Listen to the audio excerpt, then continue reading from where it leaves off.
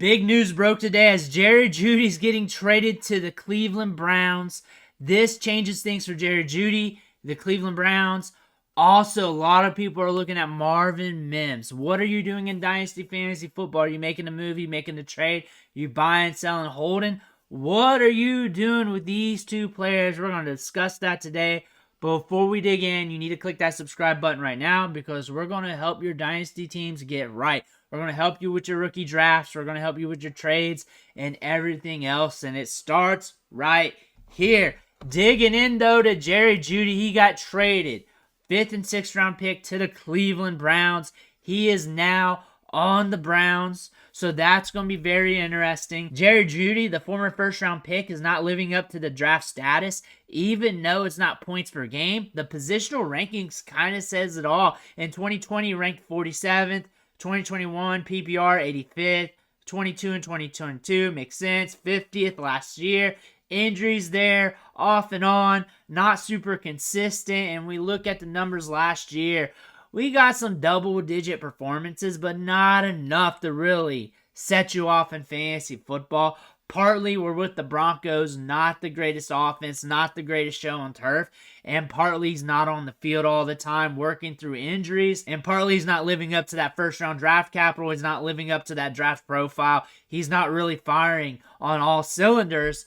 That being said, we look at his Dynasty Fantasy value going into today, ranked wide receiver 55 per keep trade cuts, and he is very cheap in Dynasty Fantasy Football considering you put in those new rookie wide receivers and we have like 50 of them. He's going to be down there in the rankings. That's probably going to hover to being about the same, maybe a little bit lower because you look at the Cleveland Browns, you look at what's there on offense. Amari Cooper's going to soak up a good target share.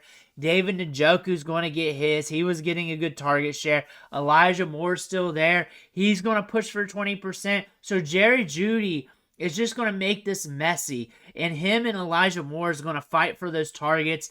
David Njoku might get hurt a little bit, but maybe not. He was going on a hot run at the end of the season. Amari Cooper's a guy to watch.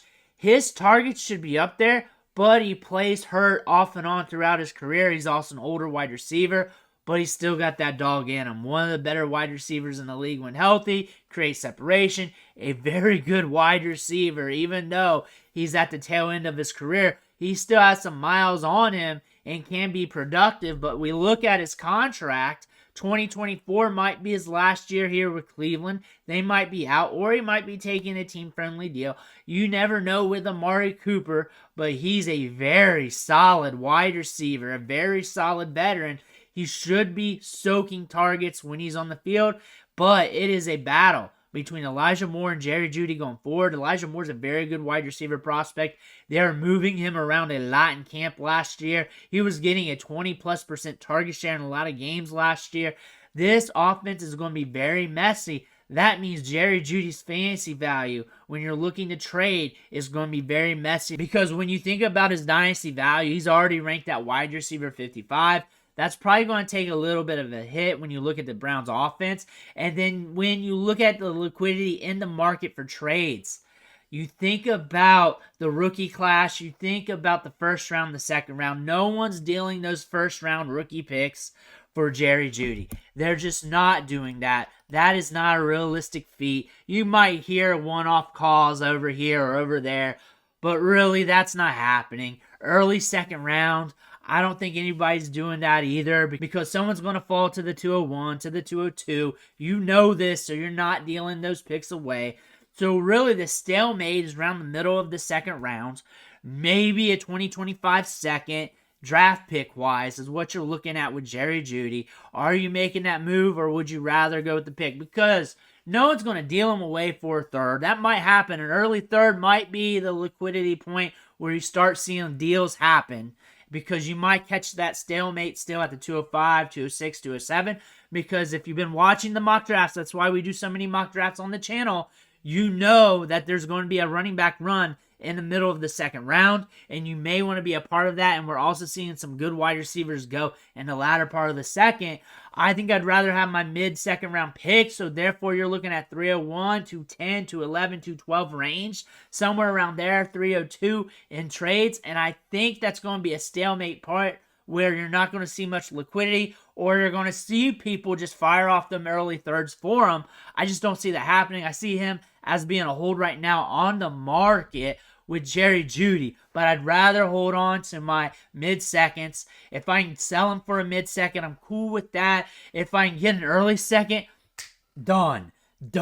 If it's a first come your way, how the hell is that even happening? I don't think that's realistic. I've seen a few posts on that. That's not real. That's not happening. But again, let me know where he's going in your league. I see him being more of a hold. I don't see him being very liquid. But we got to move on to Marvin Mims because he's also affected by the trade. Now that Jerry Jeudy's gone, the offense is going to clear up, give him some opportunities to run. Is that going to be enough for Marvin Mims? Remember, he had runs at 4.38, has second-round draft capital. The team did not have many draft picks last year and still invested in him last year when they could have went many other positions. They still drafted Marvin Mims. Has a very solid draft profile. Also with Marvin Mims, he was very off and on last year, and when we think off and on, it was early in the season. And then also just chasing him air yards per game, that he would just have random spike weeks when it comes to workload. That being said, that's probably going to change this year since he's an incumbent veteran. They want to see what's under the hood with him. Also, you think about this 2024 draft class. Where's it loaded at? Offensive line and wide receiver and some defense. So deep at wide receiver. It's probably the deepest wide receiver class we've ever seen. This is a great time for the Broncos to invest in the wide receiver position. And you know they're getting a new quarterback soon. They know they're going to make that investment. When that happens and when teams make that investment at quarterback, they bring guys in. They bring in other wide receivers. They bring in tight ends. They try and get that quarterback right. They try to because they want to keep their jobs to them. Coaches, the personnel, they want to get this right, so they're going to bring in heavy hitters at wide receivers. Maybe some vets, maybe some top draft picks. They're going to bring in some tight ends. They're going to bring in some running backs. There will be competition on the Broncos. Marvin Mims, though, is going to get a shot, get his opportunity to be the guy on this team. Had 2 productive weeks last year, and he gets those deep targets. Looking at his dynasty stock, he's valued about the same as Jerry Jeudy. Even though he has not been near as productive, even though he does not have that first-round draft capital, he does not have the Jerry Jeudy name cachet, but we're hearing him chattered up a lot on social media. But when you think about Marvin Mims and his trade equity, his trade liquidity, same point as Jerry Jeudy, probably about the middle of the second round. That's probably where that stalemate's going to be. And I think I'd still rather have the pick, especially in this year's class. Thinking about what's falling through that first round. Thinking about that running back run. The back end of that second round. I think if you want to buy him, then go ahead and get him because there is some upside there. I did like his draft profile coming out of college going into the draft. I just feel like being able to have the draft pick, being able to move off of that pretty easily when it comes to draft time, being able to select that player, that rookie, who's probably going to be in a similar spot to Mims when you forecast him out over the long term, is going to be a little safer play. And I feel like Mims is in a position where he could get rocked on through the draft this year. We got to see what Denver does at quarterback. This team's making a lot of changes. We do know they like Mims. If they're going to buy Mims, which I'm not totally against, a good young player with some good metrics behind him coming out of college, a good breakout age, good for the ADOT, good for the deep ball. I feel like a mid-second round's going to get trades done.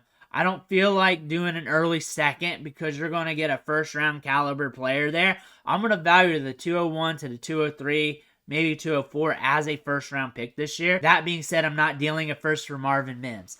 Maybe a 2025 second. I could definitely see doing that. A 2025 second, early third, but I don't see that getting done. I see him being a hold. I see him being held tight, and I don't see him being as liquid in trades, and by that I'm meaning we're not going to see as many trades done for him on the market due to him being a hold, because if I drafted him and I held on to him this long, I'm not going to send him off. Also with Marvin Mims, the time to buy him was in the season, was when his value was down, when he wasn't productive. Now's not really the time to do it. Now's not the time.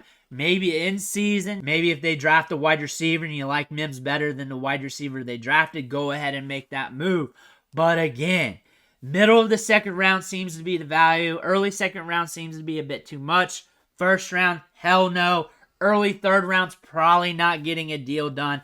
That's where the value's at. I feel like I'm rocking the picks with both players. Let me know what you think in the comments below. Make sure you hit that subscribe button on the way out. I want to thank you for watching. Catch you on the next video.